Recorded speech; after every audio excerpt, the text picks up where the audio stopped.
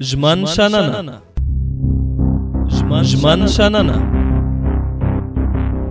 په مختلفو ټولنیزو، اقتصادي، کلتوري او روغتیايي ستونزو تاوده بحثونه او خبرې اترې. په ټولنه کې اساسي ستونزې او ننګونې څه دي او د حل لپاره یې له کومو لارو چارو استفاده کیدلی شي. په یادو مسایلو به په ژمن شننه کې د دولتي ادارو مسؤلینو، د چارو کارپوهانو، قومي مشرانو، دیني علماء کرامو او مدني فعالانو له لوري شننې او بحثونه ترسره شي. ژمن شننه د ټولنیز ستونزو اړوند د ژمن راډیو تلویزیون ځانګړې خپرونه. ژمن شننه. د افغانستان دیني علما چې د علماو په نوم پیژندل کیږي، خپل ټولنو لپاره اخلاقي معیارونه په ټاکلو لازم رول لوبوي. د دې ترڅنګ قومي مخور هم ډیر وخت د سولې د منځګړیتوب په توګه کار کوي. په دودیز ډول سیمه ییزې شخړې د دوی په مرسته حل کیږي. اوس هم په ډیری ولایتونو کې ډېرې شخړې د قومي مشرانو او دیني علماو له لوري هوارېږي. د خلکو په خبره ښه به دا وي چې د ملي مسایلو په حل کې هم دغه پخوانی دود له پامه ونه غورځول شي. افغانستان کې له پخوا د جرګو له لارې د شخړو د هوارېدو دود شته، خو سره له دې چې د هیواد په بېلابېلو سیمو کې ځینې خلک اوږدې او خونړۍ دښمنۍ لري او له امله یې ښکېلو غاړو ژوند له کړاو سره مخ کړی. څنګه کولی شو د قومي مشرانو او دیني علماو پر مټ قومي او شخصي شخړې هوارې کړو؟ د ژمن شننې خپرونه مو همدې موضوع ته ځانګړې کړې. د خپرونې کوربه زه رحیم عادل یم او میلمانه مو قومي مشر الحاج سمین خان زندران، قومي مشر اصیل محمد محمدي او د عدالت ته د لاسرسي غړی او فعال ځوان انجینر عظیم راسره دي. تاسو دروازو ته هرکلی کوم. په سر کې که زدران صاحب تاسو ته راشو، قومي شخړې څه ته وایي او څه ډول رامنځته کېږي؟ بسم الله الرحمن الرحیم. د لوی او مهربان خدای پاک سپېڅلي نامه او عادل صاحب ته او محترم حاجي صاحب اصیل محمد ته او محترم مدني فعال قانع صاحب ته، د ژمن تلویزیون ټولو کارکوونکو ته، اوریدونکو ته، د خوست شریفو خلکو ته د زړه له کومې احترامات وړاندې کوم او بیا تاسو ته په ټولو چارو کې د الله پاک نه کامیابي غواړم. محترم عادل صاحب، که حقیقت سړی ووایي او په حقیقت باندې سړی خبرې وڅرخوي، د 50 کلن جنګ یا ناورین د افغانستان شریفو خلکو ته، د افغانستان متدینو مسلمانو خلکو ته ډېرې ستونزې په میراث کې پرېښوي. دغه ستونزې د هیچا نه پټې نه دي. په هر وخت کې چې هر نظام راغلی دی، مختلفې برنامې د ځان سره راوړي دي. نظام چې لړ شوی دی، په میراث کې موږ غریبو او نجیبو افغانانو ته داسې ناوړه دودونه رواجونه پرېښي دي چې د هغې رواجونو، د هغې دودونو، د هغې شخړو موږ مستقیما ښکار شوي یو. خو په ننني وخت کې، په ننني عصر کې شخړې کله کله ور د غرونو پر سر، د څړځایونو پر سر، د مځکو پر سر، د مادیاتو پر سر رامنځته کېږي. او د دغه شخړې زیاته برخه قربانیان د ما په فکر ځوانان دي چې د مختلفو ستونزو سره مخامخ کړي دي او زموږ نه د دغې ناوړه جنګونو یا شخړو یا بې اتفاقیو چینار ځوانۍ د منځه وړي دي. خو اوس مهمه خبره دا ده چې هر سړی باید په دې باندې پوه شي او په دې کې یو ځانګړی فکر وکړي او یو سوچ وکړي چې شخړه په څه معنه او ولې شخړه رامنځته شي. خو بدبختانه به ووایم چې یوازنۍ د ستاسو دغه میډیاګانې دي، ژورنالستان دي چې په هر وخت کې د خوست د افغانستان غریبو خلکو اواز جګ کړی دی او د خلکو مشکلات یې حل کړي دي او مختلفې برنامې د خلکو دپاره وړي د عامه پوهاوي دپاره. د ما په فکر، د ما په آن دا ستاسو راډیوګانې، دا ستاسو ژورنالستان زموږ دپاره هم استادان دي او هم معلمین دي. ښه خبره دا ده چې موږ د ستونزو په حال باندې مفصلې خبرې وکړو. ستونزې چې کله رامنځته کېږي حتما یو جانب حق په جانب وي، مقابل جانب خلاف وي. چې کله خلاف شو په خبرې کې خلاف ورزي راغله، هغه ستونزې هغه مشکلات رامنځته کېږي. چې کله مشکلات رامنځته شول د دې نه مرګ، ژوبله، بې اتفاقي، نفاق رامنځته کېږي. تاسو به لیدلي وي چې ډېر قومونه مستقیم موږ او تاسو ولیدل، لکه مثلا مقبل او منګل چې په تېرو وختونو کې د غرونو په سر باندې شخړې راغلي وي، جنګونه راغلي وي، ډېرې ښکلې ښکلې ځوانۍ یې د منځه لوړې. بالکل. خو په دې باندې اوس موږ باید فکر وکړو او د فکر سره سره د مشرانو سر ته باید نظام مستقیما ولاړ وي. که نظام د مشرانو سره همکار نه وي، مشر هیڅ نشي کولی. مشر باید په اوسني نظام کې او په اوسني عصر کې ډېر لوړ ارزښت ولري. زموږ حکما، زموږ د نظام چلونکي باید مشر ته په یوه درنه سترګه وګوري. که چیرې کې مشر تقویه شي، تشویق شي، مشر هر څه کولی شي.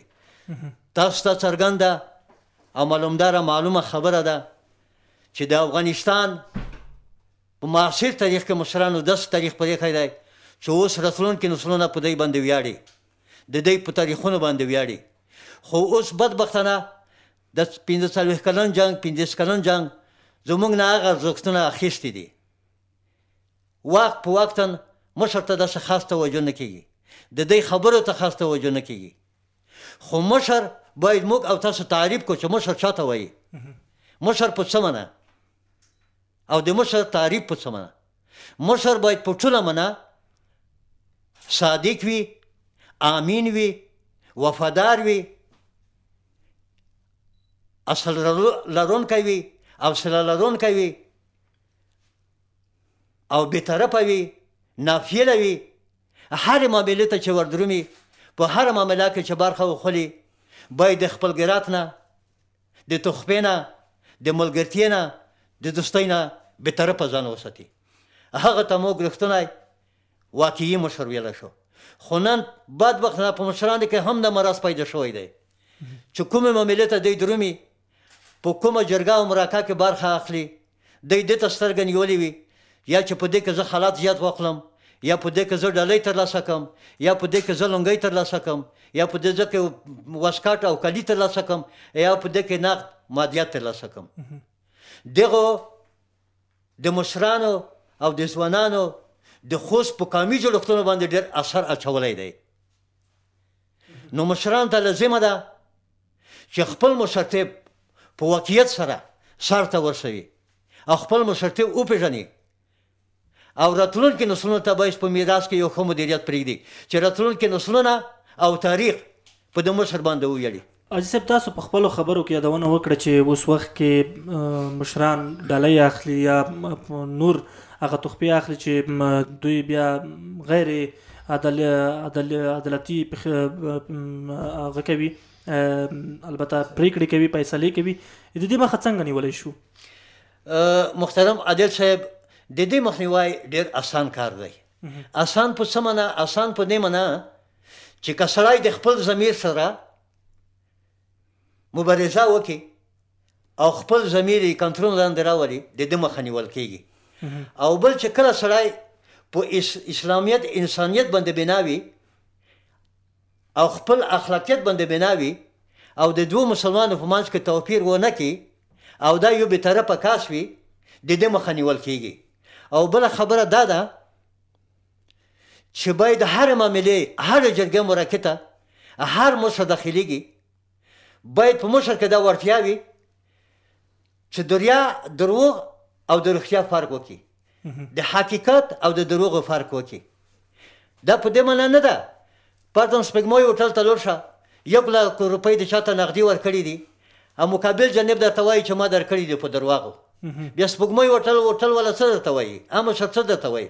مشر درته وایي چې ته عادل صاحب ما ته واک وکړه چې کله د واک وقفه شو که نه که هغه خپل حق درته نیم کې 50,000 روپۍ تا کې 50,000 روپۍ نه په دې رقم نه ده دا نه نرخ دی نه اصول دی نرخ هغه ته ویل کېږي چې کله یوه خبره مجهوله وي په تیاره کې پرته وي په یې کې نرخ وکړه او د نرخ خبرې وکړه دا خو مجهوله نه ده دا یې مني دا یې مني خدای وایي چې ما درکړي دي په دې کې ته اوس حقوقي اړخ د مسلې وپېژنه هر مشر ته دا لازمه ده مشرانو ته مې دا پیغام دی چې د هرې مسلې دپاره د هرې دعوې معاملې دپاره حقوقي اړخ د مسلې وپېژني او وروسته دی بیا فیصله وکړي په قضاوت باندې او په صلح باندې د دې مشرتوب ثابت وي او د خلکو په منځ کې به شخړه نه وي او د خلکو منځ کې به جنګونه نه وي ځانګړې مینه محبت به رامنځته کېږي ډېره زیاته مننه حاجي صاحب تاسو ته بیا هم راګرځو قدرمنو لیدونکو او اوریدونکو دغه خپرونه تاسو ته د یونسکو په ملي لګښت وړاندې کېږي حاجي صاحب تاسو ته به راشو تاسو به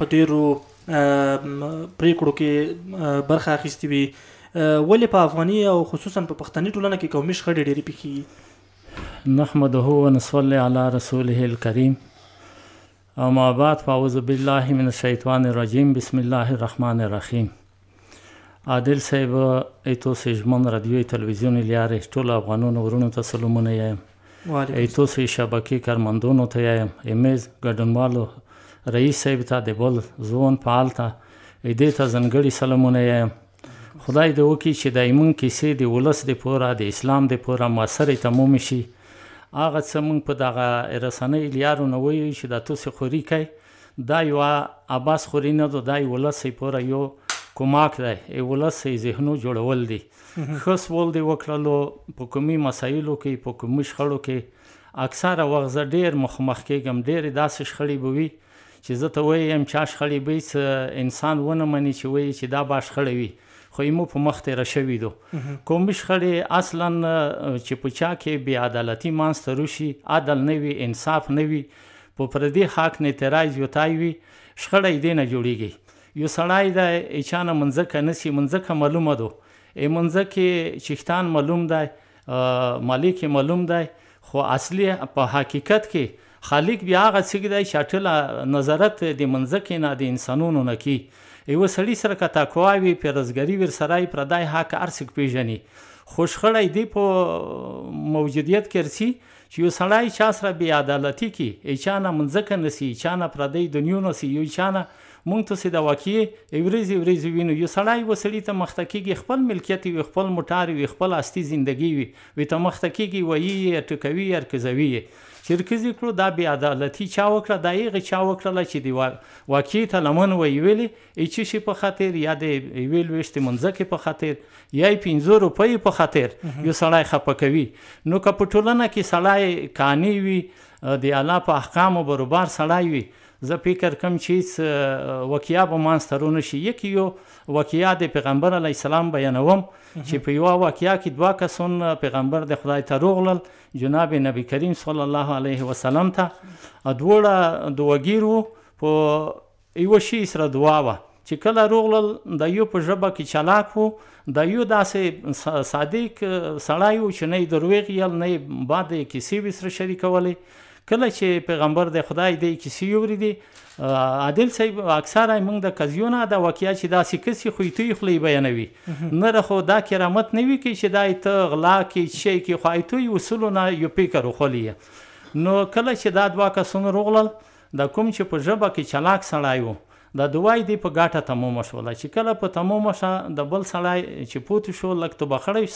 سړی په حالاتو پیږي د بل کس چې وتو پیغمبر د خدای وي ته ووایي چې که دغه سړي حاکو دنیو منځکه تو په غلطۍ نیولې وي دا به په ورځې قیامت کې تو په غوړه کې پرته وي ده وي ته وایي چې یا رسوله د خدای نو ته چې فیصله په وکړې بیا وه وی چې بالکل دا که زه دې ته وایم چې حاکې دې سړي وي دا تو ته خدای نه بخي نو په معاملاتو کې که سړی انصاف عدل وچلوي زه فکر کوم چې هر څوک دومره نه پوهه نه دی چې پردی حق ونه پېژني یا پردی جایداد ونه پېژني اکثره لنجې لکه رئیس صاحب چې اشاره ورته وکړله یو په حق جانب وي بل داسې فکر کي چې در نیمې کې یاخې دي یو کې یوه واقعیا بله بیانوم که ټیر ټیم وي ادارخیلو کې برګینو موضوع ډېره خاص موضوع بیا مې رئیس صاحب ته لږه جامه په کټا کې دفتر کې اپ وکړله هرې معاملې ته چې سړی تقوادور وي، خدای نه ویره در سره وي، خدای دې په نظر کې وي، مخ به ویني، الله پاک سړی ویني چې سړی مسلمان وي. چې هرې موضوع ته داخلېږي خدای در په زړه کېږي. د موضوع ډیره سخته موضوع وه، ډیرو پیسو موضوع وه، بیا دومره ډیر کسونکي وو که درته ووایم چې دومره پرولي به سړی احساس ونه کړي چې سر دا سړی وپېژني یا څومره په یوه کاس اعتماد وکړي. د موضوع ته چې داخل شول مې ویل یارې نه 11 ورځې کې لوړم. یعنې ډېر داسې کسونه وي دې بیچاره ګن کې سره چې د قرضدوری وو، دې سره خو دا امکانات نه وو چې چاته یې اوبه ورکړي وای. یو 2 ورځې لکه کومي مشرون د پرولي دغه خلک په هغه عیدګاه کې کېنیستو. بل اخره موضوع اخره پر متبصر پوت شو، داسې یو کاس کومیدو خو موضوع ته خدای پاک حال یار پیدا کړله. رئیس صاحب ته مې اوس وی چې دومره پیسې لکه اسول لیارې، ښېګړې لیارې، هغې ښې طریقې لیارې، کومي مشرون ډېر داسې کورونه کړلی شي چې دنیا به ورته حیرانه شي. هغه کسان چې مو سره په تلیفونه کې یاد لیستونه شته، خدای پاک دومره رحم کې رووستوي ته څه امکانات یې موږ څه امکانات یې توسئ د پرولي سره ښېګړه وکئ، احسان به سره وکئ. دا کومونه زردون، تڼي، ګربز، مالغه خیستول، مانګال، یعنې په خرڅ کې چې څه کومونه دي د ټولو پیسې د سړي سره ورسره وي. چې کله یو کوم جګ شو اخره پر زردونو په سار کې وي چې نیمې روپۍ وي ته بخو، دغسې ګربزو 10%، تڼیو 20%، خو بل اخره ټولو بیا په دا وکړه چې که د سړی د پیسې روکوي نو د موضوع به سره حل کوو، مونږ جګېږو.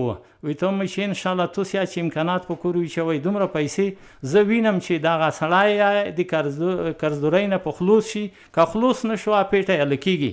وایي توس یې باچه راوشي.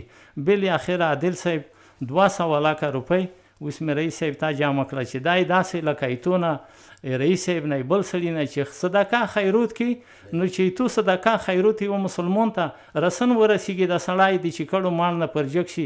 په ولسوالیو کې خلک ستړیوي، په کلیوالي هغه کې ستړیوي خلک لیارې ګودرې وي ته نسي. معامله خدای پاک ډېره په ښه طریقه حال کړه. 200 لکه روپۍ وي ته توضیح شوې د خلکو ته. او وخت مې عادل صاحب ډېر ونیولو، نو کومي مشرون کومي شخړې داسې یوه شخړه نشته چې حال یار ونه لري. که صحیح مشر، صحیح عادل انصافدور سړی وي، معاملې ته مانسته شي. زه فکر کوم چې ډېرې معاملې موږ یې مړو معاملې یې موږ په مخ کې خلاصې دي، منځکو معاملې یې خلاصې دي، کورنۍ شخړې جنګونه تر سره یې په سار غولي دي حل شوي دي.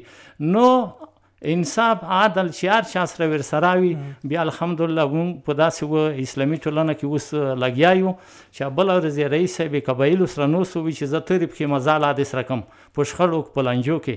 نو که داسې مشرونه یې موږ سره همکاري وکړي، موږ حمایه کړي، زه فکر کوم چې دې نه ښه مزال موږ وکړو. ډېره زیاته مننه حاجي صاحب.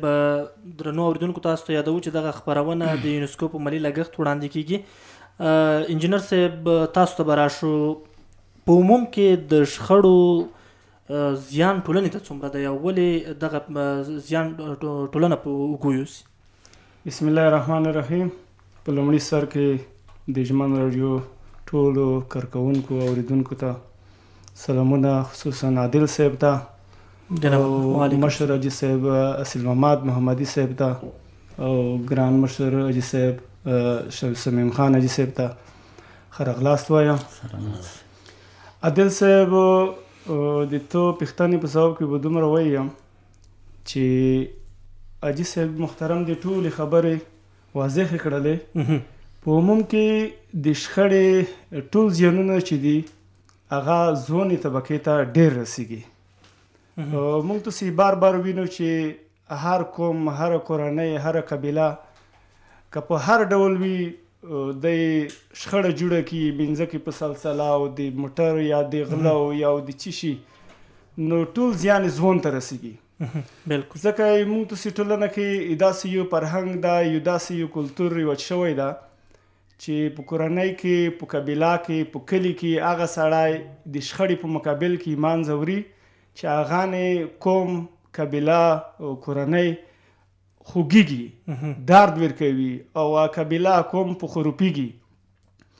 نو دې دپاره چې دغه شخړې ته پای ټکه کېږي، دغې کورنۍ او د قوم او د قبیلو د شخړو ته د پای ټکه کېږدو، تر ټولو ځین چې مهمه خبره دغه وي چې زموږ مشران هم دلته ناست دي، دی په مخ کې زموږ خبرې مناسب هم نه دي.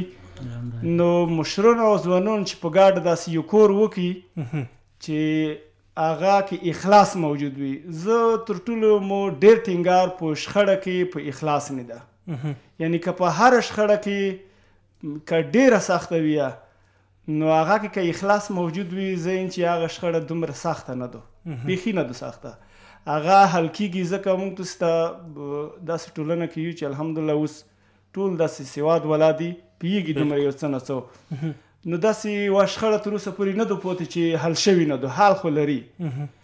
نو حال دپاره اخلاص ډېر مهم ده. لکه مخته حاجي صاحب دې اشاره وکړله، خبرې تکرار نه وي خو چې که سړی په خالوت سي وګرځي، په غویړو مړیو سي وګرځي، په رشپات سي وګرځي، نو هغه شخړه مسله حل کېږي نه، سختېږي، حل کېږي نه، سختېږي. نو دې په خاطر چې سړی وي معاملې ته ځي، هغه د یو خدای او یو ځون د عرض کې چې بس یو زه یم یو خدای ده، نور څوک نشته، دغه ځای کې نو هغه مسله حل کېږي، هغه شخړه حل کېږي. نو دی هم خبرې وکړلې، یمو خبرو ته به دومره ضرورت ډېره زیاته مننه انجینر صاحب. تاسو ته به بیا هم راځو. زدران صاحب، په عموم کې که وګورو دغه ځایونه چې موږ او تاسو غرونه دي، دښتې دي، تر ډېره دولتي دي، خو بیا هم قومونه په دې شخړې کوي. ولې داسې څوک نشته چې ورته ووایي چې دا خو مثلا دولتي دي، ولې په دغه ځایونو باندې شخړې کوي، یا دولت ولې اقدام نه کوي دې برخه کې؟ عادل صاحب محترم، زه تقریبا کم و زیات 80 کاله عمر لرم. د څومره غرونه چې په افغانستان کې وجود لري، که په هر ولایت کې دي، که په هر سیمه کې دي، دا د قومي دودونو د قومي جوړښتونو په اساس ویشل شوي دي د خلکو دپاره. صحیح. دا روښانه او څرګنده خبره ده چې غرونه یا څړځایونه د ټول سلطنتي دي، په دا باندې هر سړی پوه دی. خو دلته بدبختانه متاسفانه ووایم چې که ته پاکستان ته لاړ شې، ایران ته لاړ شې، هندوستان ته لاړ شې، یا نورو ملکونو ته لاړ شې چې هلته ځنګلات موجود وي، په هره ونه باندې حکومتي یو نمبر وي، پوه شوه که نه؟ هېڅوک د دې جرأت نشي کولی چې دا ونه یا کته کړي او یا یې لنډه کړي. او په هغې ځنګل کې مواظب کسان دي، هلته پستي دي، هلته عسکر دي، د هغې نه ساتنه او پالنه کوي. په افغانستان کې دا خبره نشته تر اوسه پورې. خو اوس اسلامي امارت بیدار شوی دی، څه نه څه پرمختګ یې په دې باره کې کړی دی چې دلته د شنې کتې په هغه باندې یې یوه کتا جوړه کړې ده. هر څوک چې ځنګلات کټ کوي دی ورځي، هلته یې مخه نه شي. که چېرې که په پټک باندې د لرګي لرۍ ورغلل دی یې نه شي ضبطوي. خو زه وایم چې دا خبره مناسبه نه ده. د ځنګل په باره کې زموږ خوشمېشي ته یا لویه پکتیا ته یا کونړ ته چې لوی لوی ځنګلات لري، یا نوره ولایتونه، دې په بدیل کې باید حکومت څه ورکړي. زه به دا خبره درته وکړم چې د غرونو خلک چې په غرو کې اوسېږي، د دوی خوراکه، د دوی مصارف، د دوی دوایي، د دوی غذایي مواد، د دوی کالي و جامې، هر څه د دوی غرونه دي. که دا غر ورباندې بند شي، دی نه مارکیټ لري، نه دکان لري، نه تجارت لري، نه بزنس لري، دخل د څه وکړو؟ مړه دې شي؟ نه. د دې دپاره حکومت باید داسې یوه بدیله لار ولټوي چې د دې ځنګلاتو کټ کولو په خاطر دومره امکانات ورکړي چې دی خپل ورځنی ژوند په دې امکاناتو باندې تیر کړي. خو بیا مو د اسلامي امارات د مشرانو نه موږ ډېره مننه کوي، ډېر کارونه یې هم کړي دي، خو بیا هم دا کافي نه دي. دا کافي نه دي. د دوی دپاره دا لازمه ده او غوښتنه مې دا ده چې که هر کار د انسان په ضد وي، د یوه منطقې په ضد وي، ځنګلات د یوه منطقې طبیعي ښکلا ده، د حیواناتو ځالې دي، د حیواناتو استوګنځای دی، هره ونه هر انسان ته، شل انسان ته اکسیجن ورکوي، دا نن سیلابونه وګوره، پرین سیلاب راغلی و، موږ نه د شکور مځکې ټولې لاندې کړې. دا که موږ ځنګلات لرلی دا اوبه به هلته جمع کېدی. نو په دې باندې باید حکومت دقیق او عمیق فکر وکړي چې د خلکو ته په بدیل کې څه ویل کړي او دا ځنګلات وساتي. نتیجه به یې ډېره ښکلې وي. د افغانستان غرونه او جغرافیه به ډېره ښکلې وي. ډېره زیاته مننه. زدران صاحب، تاسو ته به هم راځو. د خپرونې په دې برخه کې یو کوچنی شان د ماخلو بیرته راګرځو خپرونې ته، تاسو له موږ سره پاتې شئ. ژمن شننه په مختلفو ټولنیزو، اقتصادي، کلتوري او روغتیايي ستونزو تاوده بحثونه او خبرې اترې. په ټولنه کې اساسي ستونزې او ننګونې څه دي او د حل لپاره یې له کومو لارو چارو استفاده کیدلی شي. په یادو مسایلو به په ژمن شننه کې د دولتي ادارو مسؤلینو، د چارو کارپوهانو، قومي مشرانو، دینی علماء کرامو او مدني فعالانو له لوري شننې او بحثونه ترسره شي. ژمن شننه د ټولنیز ستونزو اړوند د ژمن راډیو تلویزیون ځانګړې خپرونه. ژمن شننه.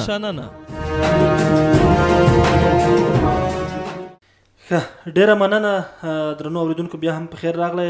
یادونه کوو چې دغه خپرونه په خوست کې د ژمن راډیو څخه د یونسکو په ملي لګښت وړاندې کیږي. محمدي صاحب، تاسو ته به راشو. کله چې په یوه سیمه یا قوم کې شخړه رامنځته کیږي، نورو قومونو ته څه کول پکار دي؟ عادل صاحب، د قومونه، د ګاونډیتوب، د کلیولي یا د ولسوالۍ یا د ولایتونه، دا ټول یو مشترک ورونه دي، یو مشترک ژوند په مخه بیایي. هغه څوک چې په جنګ کې ښکیل وي یا په دا نه پوهېږي چې زه په څه حرکات وکړم، چې څومره امکانات وي مخته زیر کړي، که قتل یې کړو، که نیولې کړل، که خروپه یې کړلې. بدیل نره قومونه په دا کې داسې منځګړیتوب کړلی شي لکه دوو ورونو چې سره جنګ وي، دریم ورور په منځ کې ودرېږي، یو طرف ته ونیسي، بل طرف ته ونیسي. په دا کې بیا قومي عنعنات، په قومي عنعناتو کې تړنونه کېږي، په دا کې ګروۍ خوستی کېږي، برامتۍ خوستی کېږي. حتی دا چې ور بال شي، عادل صاحب، دا که ډېر کمزوری ور وي داسې به نه بولي چې دا به ډېرېږي نه. بالکل. که لږه شخړه وي یا دا ډېر سرایت کیږي، دغه په کلیو نه، په قومونو، په داسې خلکو باندې اثر کړي چې هغه خلک په دغه شخړو کې ښکیل نه وي، ورخبره نه وي. یو څوک تښتي په لیار کې چې په چا دا ګمون کې چې دغه مدعي دی، بې پوښتنې ولې ختم کوي. نو په داسې مسایلو کې قومي جوړښتونه، قومي خلک، لکه په کلي کې کلیولي سیمو کې شخړې لانجیر سي، کلیول جګیږي، هغه دوه جانبه په منځ کې یو تړون کې یو کنایت وي تخصیلوي، یو ټیم کې کېږدي. ټیم چې کېږدي ایوای حال یاره دغه دو ځکه چې هغه ور، هغه تیزي، هغه بدي هر کمزوري شي، خو روپۍ نه وي کړي، هغه ته جوړښت کله یا کړلی شي، قوم یا کړلی شي، بیا یې کومو په منځ کې منځګړیتوب چې وي چې ښه مشرون وي، هغه جنګ ته څوک نه هڅوي. ځنه داسې مسایل وي چې په قوم کې خپله مشکلات وي، او ډېر خلکو نه دا کیسه مو ویلې چې څه پکې پردی غام دی، پردی غام یې ورې ناصر دی. نه، داسې احساس باید نه مشر سره ورسره وي، نه باید یې کلیوال سره ورسره وي، نه دا تربګرني وکړي چې د سړي سره مو پرون ګیلا دو نن ښه دی چې ګرفتار دی.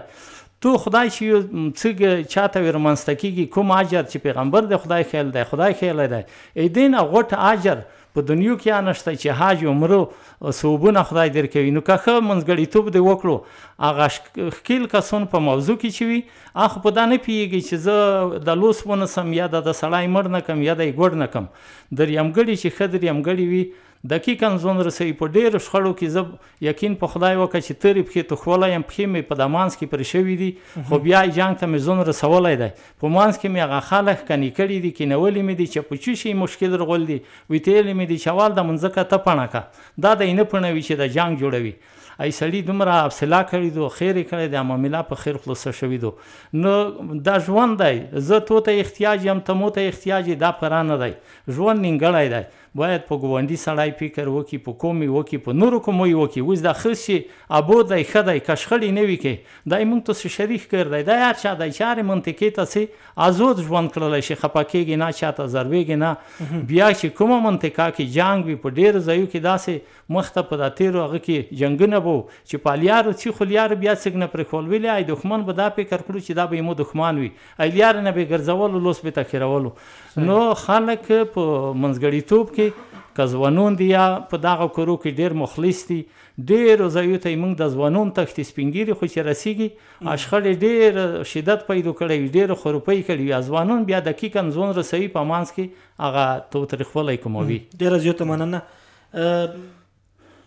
انجینر صاحب تاسو ته به راشو، د دولت مکلفیت څه دی چې د شخړو په حل کې په عموم کې؟ عادل صاحب محترم، که فکر وکړو اوس خو اسلامي امارت په راتګ سره ډېرې شخړې کمې شوي دي. یو لامل یې دغه دی چې اغېز ته دی رسیدګي ډېره ښه کړي. کوم ځای کې که جنګ وي یا شخړې وي په غرنې، په ځمکنې یا کورنۍ، نو اغېز ته دی رسیدګي ډېره ښه کړی شي. اوس وخت کې هغه شخړې یو ډول کمې کړي دي. او دویمه دا چې دی اوس وخت کې یعنی داسې یو حاکم نظام ده امارت چې ښو ته هم ښیلی شي، بدو ته هم بد یلی شي. یعنی هدف دا ده چې په که هغه زورور قوم وي، خصوص کې موږ تاسې سره وینو چې مقصد ځینې قومونه د نفوس په هغه ډېر دي، ځینې قومونه د نفوس په اندازه کم دي، یا تړونونه بیخي سخت دي ځینې قومونو. نو هغه بل کوم هغې په مقابل کې نه ځواب او نه جګړه یو څه شی که نه جنګ شی نشي کړلی. دغسې کورنۍ مسایل یوه کورنۍ غاټه وي، بله وړیکې وي. نو د دې دپاره اوس امارت زه فکر کوم داسې پالیسي ده چې دی حق که هغه ستر کوم وي که هغه کوچنی کوم وي، حق چې چا وي دی هغه د محاکمو د لوري، د ولسوالۍ د لوري حق په جانب دی یایي چې حق د چا وي نو هغې ته دی خپل حق ورکوي. او دولت نه ډېر کورې کړی دا په دا برخه کې. زه چې څومره خبر یم او څومره پوهېږم په اوس وخت کې ډېر کور کړی ده. ولسوالیو ته خلک جلب کړي دي، یعنې قومي اول دی کوم په سطحه قومي مشرانو ته ټاکلی دی چې تاسې په خپل قوم کې حل و فصل کوئ د شخړه. که هغې نه لوړله نو دی خو ولسوالي شته، هغه ولسوالۍ ته ورغواړي. ولسوالۍ کې دی هغې دی په خواښه کوم سپین ږیرو په خواښه 2 نفر وي ته خوښوي، هغه نه وي بیا یې محکمې ته لګي. نو محکمه داسې پرېکړه کوي چې مقصد یې دی ټول رزونه، دی ټول غږونه اوري، هغې په مقابل کې دی پرېکړه کوي شخړه یې منځه وړي، شخړه اوروي. نو انشاءالله دولت کور هم کړی ده او غوښتنه مو ده چې نور هم ډېر کور وکړي. دغسې په دولت نه بغیر خلک چې هغه نوم لري، نفوس لري د منطقه کې، هغې ته مو غوښتنه ده چې دې ته نور هم هغه ورکړي. لکه اوس موږ تاسې حاجي صاحب اصیل محمد په جریان کې ده چې اوس فعلا په خوست کې ډېرې شخړې د بدۍ او اور شولې. موږ تاسې میډیا نه وینو، سوشل میډیا نه وینو، فیسبوک نه چې 3 مړي وو، 2 مړي شوي، 9 مړي شوي یوې کورنۍ طرفه. هغه شخړې د امارت په سلسله، د قومي مشرانو په سلسله اور شولې، پای ټکی وي ته کېښولو. نو دا سلسله زه فکر کوم جریان هم لري. او ځکه دی بار امارت داسې اعلامیه خپره کړې ده او مشرانو داسې اعلامیه خپره کړې ده چې موږ ته هغه بدۍ، هغه کورنۍ په ګوته کوي چې مقصد داسې په غوي شخړی وي، بدۍ او نور کومې ده هغې ته یې موږ حال یار وټکو، هغې ته ویر شو، کلي ته سپین ږیرو سره ونیسو. نو دولت نه مو نور هم غوښتنه ده چې په دې برخه کې نور اقدام هم وکړي. ډېره زیاته مننه. زدران صاحب تاسو ته به راشو، ولې ځینې مشران د قومي شخړو یا کورنیو شخړو په حل کې رښتینې هڅې نه کوي؟ علتونه څه کیدای شي؟ عادل صاحب محترم، په اوسني عصر کې چې کله نه تحول ورغلی دی په افغانستان کې، اسلامي امارت حاکم دی، دا د شکریه ځای دی چې په افغانستان 40 ولایته کې د اسلامي امارت استحکام او د امن او د صلح فضا خورا ورا ده. دا د افغانانو دپاره د لوی د افتخار د خوشحالۍ ځای دی. بالکل. کله کله ور د قومي مشرانو ذهنیت لکه مخکې چې په دا 15 شپېته کلونو کې جوړ شوی و یسه پر هغه رنګ د دوی د ذهن نه لوړ شوی نه دی خو لله الحمد د اسلامي امارت مشران که ولي صاحب دی که ګلوسوال صاحب دی که قمندان صاحب دی که ادنا مجاهد دی دی په دغه تلاش کې دي چې څه رقم یې وکړی شي چې د خوست په ولایت کې خصوصا په ټول افغانستان کې جنګ و جګړې به دی د منځه لوړ شي د بیدپوکۍ په ځای د نفرتونو په ځای د بدګمانۍ په ځای مینه محبت ورورګلوۍ ته ځای خالي شي د اسلامي امارت پالیسي هم دغه دو د مشرانو پالیسي هم دغه دو چې څومره زه په حالاتو باندې نظر لرم د راتلونکي مشران یا په دغه معاشره کې مشران اوس لله الحمد دې ته متوجه دي چې که زه غلط حرکت وکم یا په جرګه او مرکه کې زه خپل ګیرات وپلمه یا ملګرتیا وپلمه یا په دې کې تحفه وخلمه ایمونه ولسوال صاحب پوښتنه کوي ایمونه قبایل ریاست په چوکټ کې یوه شورا جوړه شوې د شخړې کمیسیون دا ایمونه پوښتنه کوي ایمونه ولي صاحب پوښتنه کوي ایمونه قمندان صاحب پوښتنه کوي د دې مشرتیب حیثیت هم د لوسه درېمي څه مادیات چې لوسه ورکړي لوسته وروړي عام د لوسه ورکوي ایس ډېر مشران دې ته متوجه دي چې زه غلط حرکت باید ونه کړم خبره مو نیسمه ځینې مشران په هوټلونو کې یا په نورو ځایونو کې راټولیږي خلکو ته ستونزه هواروي یو ځای خو هغه هلته خالو ته اخلي له خالاتو سره سم هغه ستونزه ډېر په اوږدو حلوي یعنې یو ډول ډېره اوږدېږي ډېره لنډه ستونزه وي خو ډېره اوږدېږي علتونه څه کیدای شي عادل صاحب محترم یو عدلي سیستم دی یو غیر عدلي سیستم دی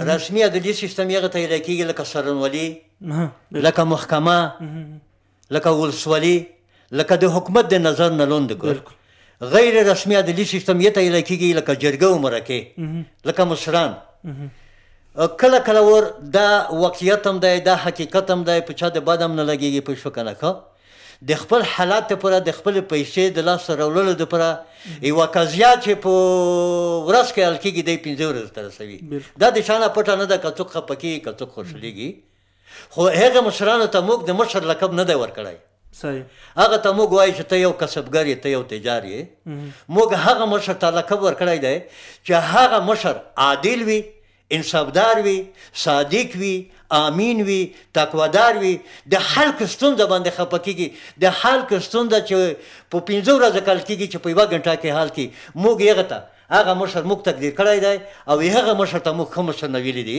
خدای پاک دې هغه مشرانو ته هم هدایت وکړي چې دوی ډېر خلات وخوري او د خلاتو پر معامله وګدوي خو اوس ان شاء الله الرحمن دا خبره اوس ډیره کمه شوې ده او مخکې په پرتله نه ده اسلامي امارت چې راغلی دی مشر هم په دې باندې پوه دی څوک چې غلط نرخ وایي په ځینې خلک کې غلط نرخ یاله او سرونه یې ورمانې کړي په نرخ کې مشران یې راوړل میدایان یې راوړل ولسوالۍ کې بندیان کړل مخومه د ضبط سوی راغلل ما راخلاص کړ پوه شوې که راکه اوس مشران هم دې ته متوجه دي که څه غلط حرکت وکړم ما ته د غلط حرکت سزا راکولی کېږي خو ښه خبره دا ده چې د یو چتر لاندې که مشر دی که ځوان دی که عالم د دین دی که حکومت دی د یو اواز د یو چتر لاندې باید ټول په یو ځای کار وکړي تر څو مو ښکلی افغانستان او ښکلی فضا لرلی وي ښکلي کمونه مو لرلی وي خپل خوست مو ساتلی وي ټول افغانستان مو ساتلی ډېره زیاته مننه زدران صاحب بیا هم یادونه کوو چې دغه خپرونه د ژمن راډیو څخه د یونسکو په مالي لګښت وړاندې کېږي په دې خپرونه کې په قومي شخړو خبرې کوو محمدي صاحب تاسو ته راځو ولې په شخړو کې ځوانان قرباني کېږي او ولې یې مخه نه نیول کېږي عادل صاحب که فکر دې وي ځوانان د ټولنې بهترینه غټه سرمایه هغه نظام پوره دو هغه ولس پوره دو بدبختانه چې جنجول سپینګیری په منځ کې روشي کې قرباني کېږي ځوانان دې په خاطر چې زه یو کلی یا یو منطقې یا یو کورنۍ سپینګیره یم نو اکثره سپینګیری په معاملې شیونه معاملې دې اندازې ته ورسوي چې څرته چې ایسو پوکې هغه یو انسان چې مانځه کې لوړي په دانې نه ارزېږي چې په دا معاملې شي نه دغه شای ولې دومره یو ښکلی ځوان په لوړو یوه کیسه ارپزړه شوله که فکر دې وي عادل صاحب موږ په ځنو ډېرو کمو نه چیزو شیانو نه خلکو ژوند یې لوسه وخولو. یوه موضوع داسې مو په مخ کې هغه شوله چې په عادي په یوه آیفون تلیفونونه یو سړی کتل کېږي، ځوان ته ورجګېږي. نو موږ دا یو چې خدای د ځوان ته داسې انصاف ورکړي چې خپلو مټو نه کور وخوري. دا کور په کور وي نه چې وي چې تایرخر جوړ شي چې یوه سړي سره تلیفون په جوبه کې وي، ته په یوه تلیفون پرې یوه سړي ژوند یې لوسه وخوري. نو اکثره ځوانان چې جنګ جنجول ته مخته کېږي، علایې مې معلوم وي چې په منطقه کې معاملات څه په مخه بیایي. اول سپیکر کورنۍ مشر دی، که په کور کې عادلانه مشرتوب وکړي، ټوله فامیل په یوه نظر وکسي، خپل ځوان پردی ځوان، دا یې ټولنې یکی وجود دی. په اسلام کې یا یو رنه دي. نو اکثره ځوانان دې په خاطر قرباني کېږي چې ځوانان بیا سخت مجازه دي، هڅې تیزې دي چې معاملې شخړه روشي په سر کې دی ځانونه رسوي، که خپل سر یې موت کړو که یې بل یې موت کړو. خو نه حوصله لکه سپینګیري چې ولري باید ځوانان یا ولري. ځوانان باید داسې فکر وکړي چې د یمو مشر د کیسه زه قسم چې دی کومې اندازې پر چیخه دو یا کومې اندازې پر نقصان جوړوي. دی موږ ته په پښتنو ټولنه کې یی چې یوه ساعت تریالی یا میړنی بیا ټول عمر بخوانده وي، کمزوری وي، محتاج وي، سولګری وي، په هغه ځای کې ژوند تېروي چې ډېرو ستونزو سره مخامخ وي. دی چې شي په خاطر چې یوه ساعت تېښته یې په مخه وي. بالکل هغه یوه مقاله ده چې په یوه زندان یې لیکلي و چې د یوه ساعت غیرتي د ټول عمر بې غیرته دلته په خیر راغلی. بالکل عادل صاحب. نو که یو سړی داسې وایي څه مشر ته باید احترام ونه لري، هر څه کې لري. موږ د ټولنه داسې الله پاک تربیه کړي دو چې موږ پردیو سپینګیریو ته احترام لرو. یقین په خدای وکړه ډېر کسان زه یې نه پېژنم په د بازور کې غږ وکړي، خو یا یې چېرته په معاملو کې لیدلی وم یا یې چېرته په کومي مسایلو کې لیدلی وم. سړی سي وایي چې مخ وړم، سړی نه پېژنم، بیا غږ وکړي چې صاحب چې بالاخره ورته مخته شي. اوس ډېر کسان په د برګینو کې چې وو تقریبا 100 کسان به وي. دا 100 کسان یې مکوره خو پېژني، دا 100 کسان زه نه پېژنم. نو کومي مشر باید داسې انصاف داسې عدل وکړي چې دغه ټولنې ځوان دی مو بچای دی، دی مو وریره دی، دی مو سرات دی. ځوان باید داسې فکر وکړي چې که دغه مو مشر دغه پروګرام د نظام خطو جوړ کړی، باید په دا نظام نه زه تېښته ونه کړم. نه دولت ته سرغوږی جوړېږي، نه کلي قوم ته جوړېږي، نه خپلې کورنۍ ته جوړېږي. نو په دا کې ډېر مسایلو قرباني کېږي. ځوانان په دا خاطر کېږي چې جنګ چې ورسېږي اولې موقع ته ځوان رسېږي. ډېره مننه محمدي صاحب. د خپرونې وخت مو کم دی، کم وخت پاتې. لنډ پیغامونه ماورو. مهرباني انجینر صاحب ستاسو لنډ پیغام به قومونو ته څه وي چې د شخړو په باره کې؟ عادل صاحب محترم، قومونو ته موږ ډېر ښه قومونه دي، الحمدلله دی په ډېر اتفاق دي، هر قوم کې سپینګیري لري. نو قومونو ته موږ دا پیغام دی چې د خپل ځوانانو دا نه قرباني کوي، ځکه هر سړی ځای لري، وریاله لري، بالکل لمسی لري. ځکه موږ سپینګیري دی حد ته رسېدل چې لمسی یې چښتن هم شوي دي. نو دی دا د سپینګیري د په خپلو ځوانانو، په خپلو زامنو، په خپلو لمسیو د زړه ودردوي، نه دی قرباني کوي. د هغې یوې ټوټې منځکې نه، د هغې یوه لختي نه او د یوې پوڼې نه، د یوې ونې نه د تېر شي.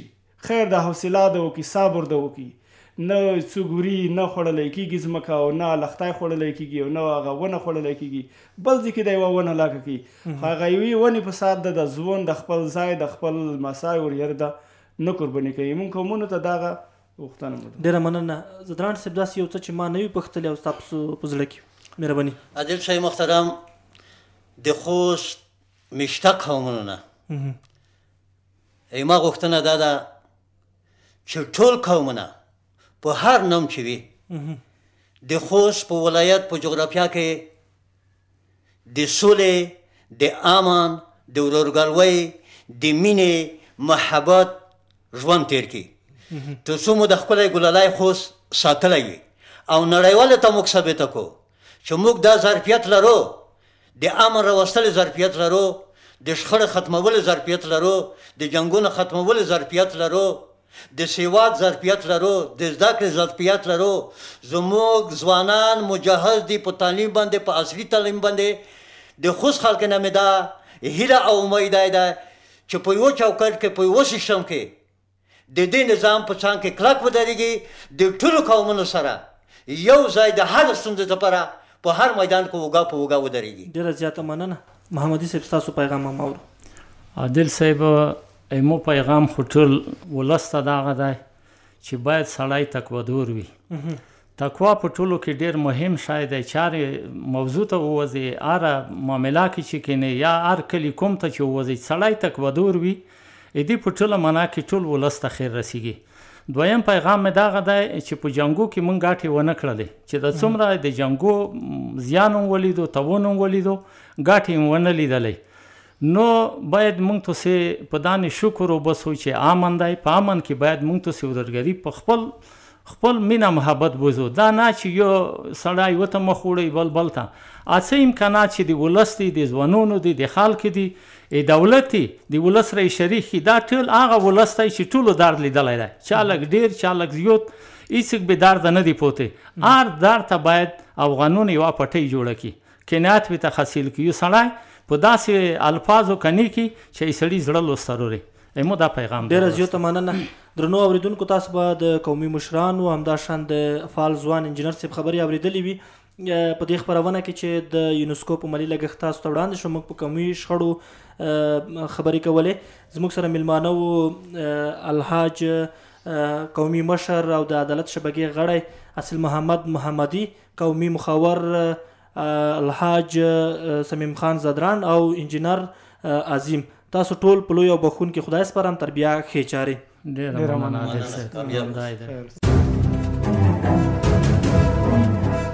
ژمن شننه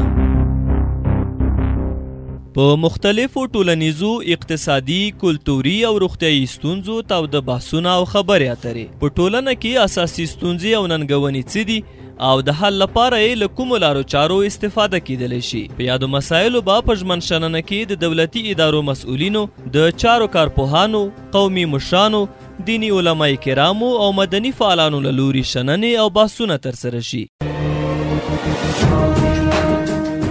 ژمن شننه د ټولنې ستونزو اړوند د ژمن راډیو تلویزیون ځانګړې خپرونه. ژمن شننه